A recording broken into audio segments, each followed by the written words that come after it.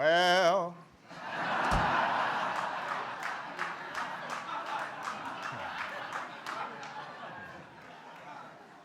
I hope everybody's in the spirit tonight. Bringing some church to the White House. Good evening, everybody. Tonight we continue one of my favorite traditions here at the White House by celebrating the music that has helped to shape our nation. And over the years, we've had the quintessential sounds of America fill this room, from jazz to Motown to blues to country. So it is fitting that tonight we honor the music that influenced all those genres, gospel. I want to start by thanking tonight's amazing performers. Shirley Caesar, Darlene Love, Rhiannon Giddens, Rance Allen, Emmylou Harris, Rodney Crowell, Tamela Mann, Lyle Lovett, and the Morgan State University Choir.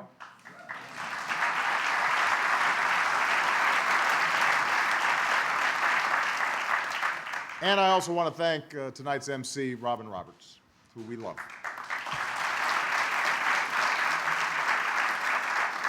Now, I've got to say, you're having a pretty good night when T Bone Burnett and the Queen of Soul herself, Aretha Franklin, show up at your house to jam.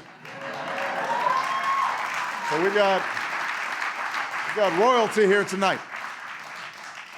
It's a state visit tonight. We don't know everything about the origins of gospel, but we do know that this music is rooted in the spirituals sung by the slaves, which W.E.B. Du Bois called the most beautiful expression of human experience born this side of the seas.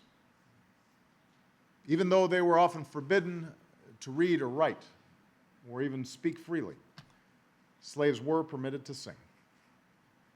Songs were where their dreams took flight, where they expressed faith and love, as well as pain and fear and unimaginable loss.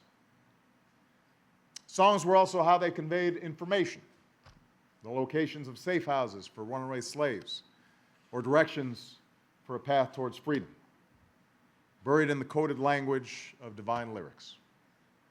They sang songs of liberation, if not for their bodies in this world, then for their souls in the next. And over time, those spirituals blended with hymns and sacred songs to become the music of the black church. In the decades after the Civil War, as free men and women streamed north in record numbers, searching for a new life, they brought those tunes with them. But the gospel music we know today really started in the 1930s, when jazz musician Thomas A. Dorsey combined the sounds of the church he grew up in with the jazz and blues that he loved.